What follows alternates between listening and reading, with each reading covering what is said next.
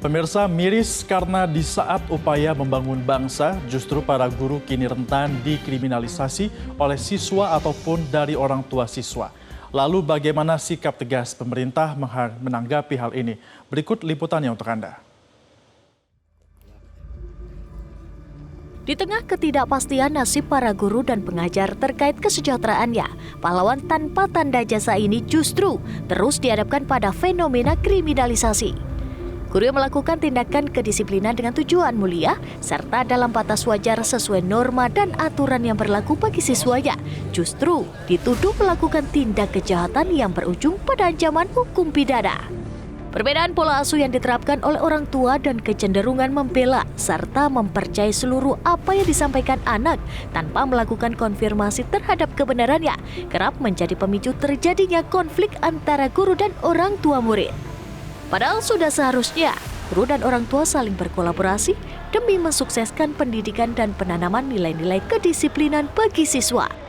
Menanggapi banyaknya kasus kriminalisasi terhadap guru, Komisi 10 DPR RI akan menindaklanjuti dengan pembahasan bersama Menteri Pendidikan Dasar dan Menengah maupun Pendidikan Tinggi dengan membuka pembahasan rancangan Undang-Undang Perlindungan Guru ataupun opsi lewat revisi Undang-Undang Sistem Pendidikan Nasional Nomor 20 Tahun 2003. Di dalam prolegnas jangka menengah ini, kami mengusulkan terkait dengan rancangan undang-undang untuk perlindungan guru. Nah, di dalam Undang-Undang Sisdiknas yang ada hari ini, Undang-Undang Nomor 20 Tahun 2003, itu juga revisinya akan kami usulkan itu salah satunya. Karena dunia pendidikan kita hari ini sedang tidak baik-baik saja ini. Karena apa?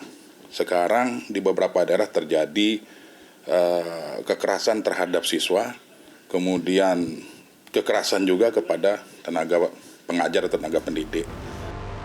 Di sisi lain, Menteri Pendidikan Dasar dan Menengah Abdul Mukti pun akhirnya angkat bicara soal rencana perumusan Undang-Undang Perlindungan Guru dalam melakukan kegiatan belajar mengajar. Lebih jauh, Abdul Mukti menyebut, ketentuan yang mengatur tentang perlindungan guru telah diatur dalam Undang-Undang Guru dan Dosen. Menurutnya, yang menjadi persoalan saat ini adalah pelaksanaan regulasi tersebut dengan baik. Secara aturan, secara undang-undang, sebenarnya sudah ada pasal di dalam Undang-Undang Guru dan Dosen yang mengatur tentang perlindungan guru.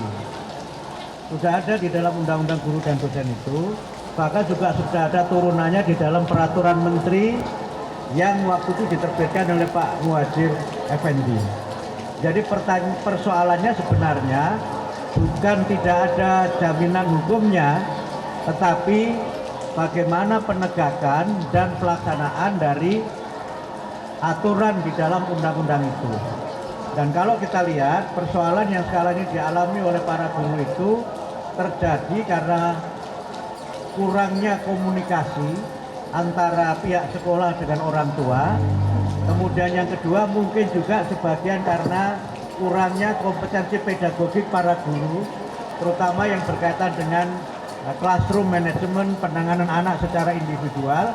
Tapi juga tidak kita pungkiri memang ada anak-anak yang dia memerlukan perhatian khusus dari gurunya, dan juga mungkin ada ekspektasi yang terlalu tinggi dari orang tua terhadap guru, yang karena itu kemudian terjadi kasus-kasus yang tidak kita inginkan.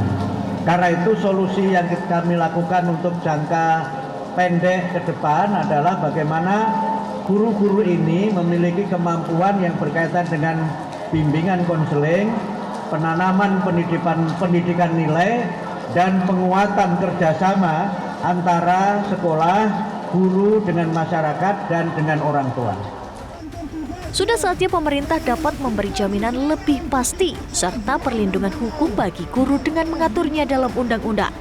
Dengan demikian, aturan tersebut kelak diharapkan akan sama kuatnya dengan UU Perlindungan Anak yang seringkali digunakan untuk mengkriminalisasi guru yang bermaksud mendisiplinkan anak dengan cara yang masih dalam koridor pendidikan dan tidak berlebihan. Tim Liputan, Metro TV. Jelajahi cara baru mendapatkan informasi. Download Metro TV Extend sekarang.